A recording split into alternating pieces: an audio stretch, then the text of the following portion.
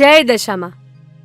કળયુગમાં જ્યારે મનુષ્ય આધિ, વ્યાધિ અને ઉપાધિથી ઘેરાઈ જાય છે ત્યારે સુખ, સમૃદ્ધિ અને શાંતિની શોધ માટે વ્રત, ઉપવાસ અને વિધિ વિધાનનો સહારો શોધે છે.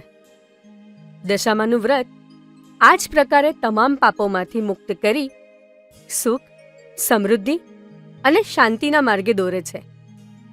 આજે હું તમને દશામાના વ્રતની વિધિ કહીશ. જય દશામાં. જય દશામાં.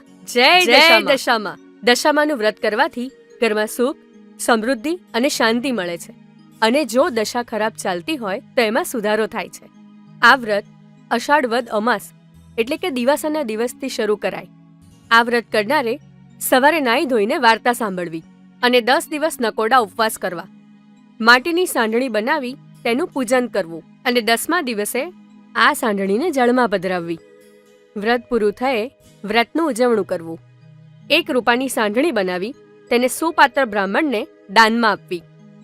જય દશામાં.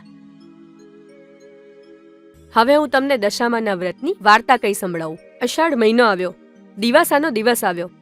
બધી બહેનો દશામાનું વ્રત કરે, નદીમાં નાય. નદીના કાંઠે રાજાનો મહેલ હતો. રાણીએ દાસીને પૂછ્યું, આ બહેનો શાના વ્રત કરે છે? દાસી નદીને આરે ગઈ અને પૂછ્યું, બહેન, તમે શાના વ્રત કરો છો? બહેનોએ કહ્યું, દશામાના. એ વ્રત શી રીતે થાય? દાસીએ પૂછ્યું. બહેનોએ કહ્યું, 10 સૂતરના તાતણા લેવા, તેને 10 ગાંઠો વાળવી અને દોરાને કંકુ દેવું. દાસી મહેલમાં આવીને રાણીને વાત કરી. રાત્રે રાજા આવ્યા એટલે રાણીએ કહ્યું, હું દશામાનું વ્રત કરું? રાજા કહે, એ વ્રત કરવાથી શો લાભ? રાણી કહે, નિર્ધનને ધન મળે, પુત્ર અને પરિવાર વધે. રાજા કહે, મારે ધનની ખામી નથી. હાથી, ઘોડા, રાજપાટ જે જોઈએ તે બધું છે.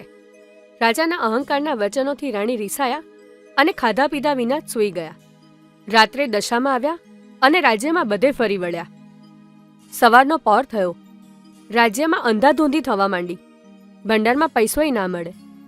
કોઠારમાં જોવા જાય તો અનાજનો દાણોય નહીં. ગામની પ્રજા રાજાને કહેવા લાગી, હવે તમે પહેરે લુગડે બહાર નીકળો, તમારા રાજમાં માઠી દશા બેસશે.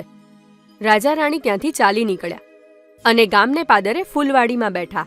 ત્યાં તો ફૂલવાડી બળીને ભસ્મ થઈ ગઈ.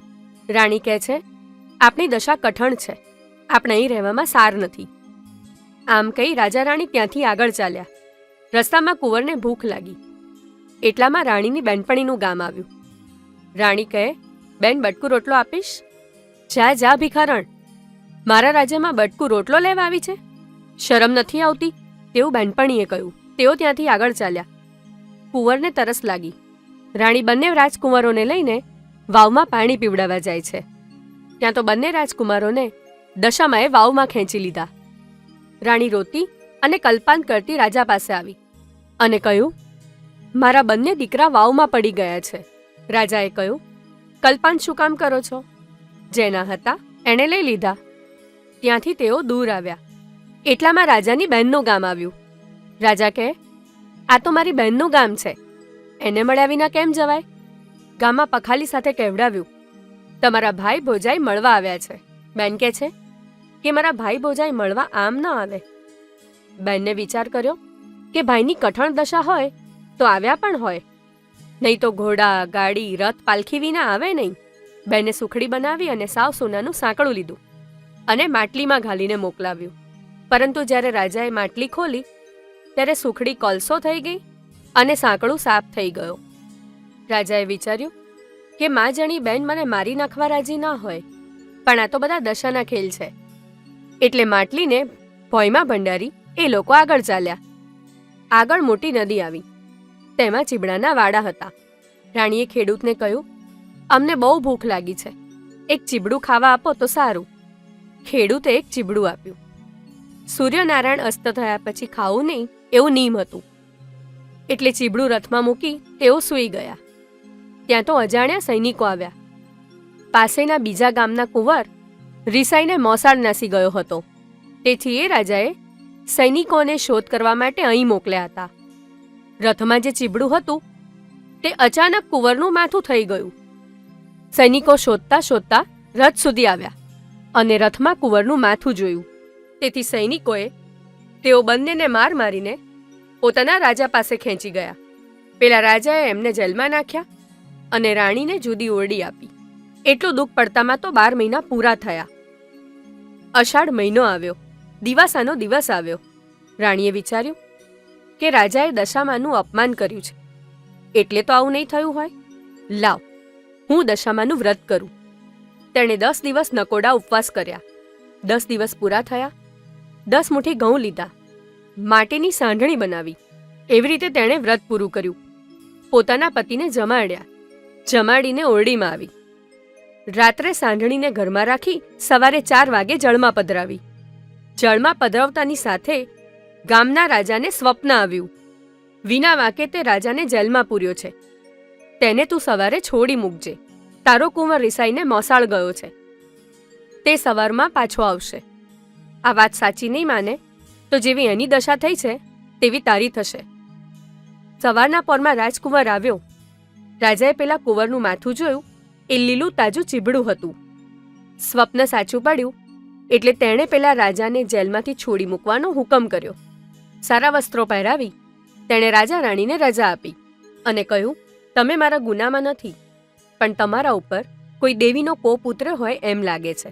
રાણી રાજાને કહે છે, ચાલો આપણે ચાલી નીકળીએ. હવે આપણી દશા વળતી લાગે છે. ત્યાંથી તેઓ ચાલી નીકળ્યા. રાજા રાણી ત્યાંથી આગળ જાય છે. રાજા વિચારે છે કે મા જણી બેન મને મારવા રાજી ના હોય. માટલી કાઢી જોતા જઈએ. જરા ખોલીને જુએ છે તો માટલીમાં સરસ ખાવા જેવી સુખડી અને સોનાનું સાંકડું દીઠું. માટલી રથમાં મૂકી રાજા રાણી રથ જટ ચલાવો કઈ આગળ ચાલ્યા. દશામાએ વિચાર્યું કે રાજાના બંને દીકરા લીધા તો ખરા, પણ પાછા આપવા કેવી રીતે? એમણે ઘરડા ડોશીનું રૂપ લીધું. છોકરાઓને આંગળીએ વળગાડીને આવ્યા અને રાજાને બૂમ પાડી, ભાઈ રથ ઊભો રાખો ને, આ બંને રાજકુંવરો જેવા છોકરાઓ ભૂલા પડી ગયા છે. રાજાએ રથ ઊભો રાખ્યો. તેમણે તેમના છોકરાઓને ઓળખ્યા અને બંને રાજકુંવરોને વાલથી ઉપાડી લીધા. ડોશીમાએ કહ્યું, આજથી તમારી વળતી દશા થશે. તમે અહંકારના વચનો કાઢ્યા હતા એટલે તમારી દશા કઠણ હતી. હવે તમે મારા વ્રતનો મહિમા વધારજો.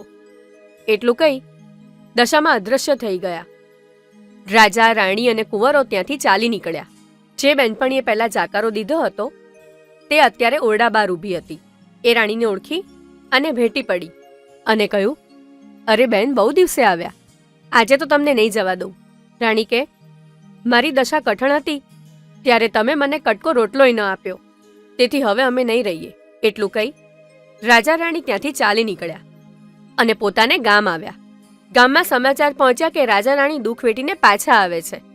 આ વાત સાંભળતા વાંચતે ગાજતે ગામ લોકો સામયું કરવા સામા આવ્યા. રાજા રાણી સુખેથી પોતાના મહેલમાં આવ્યા. સૂર્યના તેજ પેઠે તેમની કીર્તિ વધી. પ્રજાના આનંદનો પાર ન રહ્યો.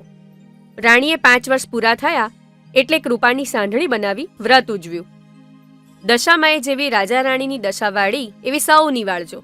જય દશામા.